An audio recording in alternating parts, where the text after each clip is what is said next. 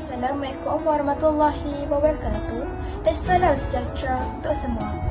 Bersyukur kehadirat ilahi kerana diperkenannya saya dapat berada di sini untuk pertandingan saya baru baca dan kongsi peringkat kebangsaan 2025. Pertama sekali, izinkan saya perkenalkan diri.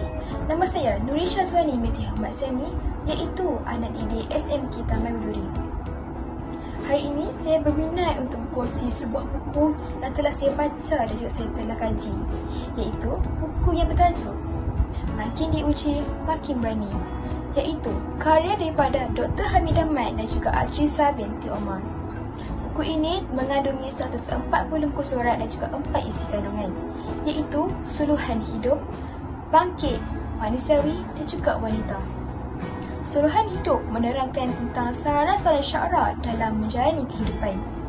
Bagi manusiawi pula, menerangkan tentang sendi-sendi kehidupan dalam meredakan tekanan. Bangkit menerangkan tentang titik-titik kekuatan dalam diri manusia untuk bangun menjadi berani.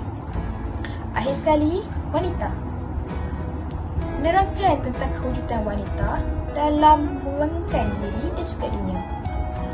Dari buku ini, kita dapat belajar bahawa kita perlulah menerima kesilapan dan ubahlah kita ke arah kebaikan. Kita tidak perlu berterusan menyalahkan diri kerana perkara tersebut dapat memudaratkan diri, orang sekitar dan juga orang kita sayang.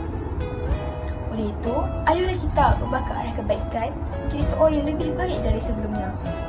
Dan janganlah terus menyalahkan diri. Ayolah bangun menjadi berani dan terus langkah ke hadapan. Itu sahaja dari saya. Jika ada salah satu kata, saya minta maaf. Yang baik daripada Allah, yang salah datang daripada saya diri saya sendiri. Assalamualaikum warahmatullahi wabarakatuh.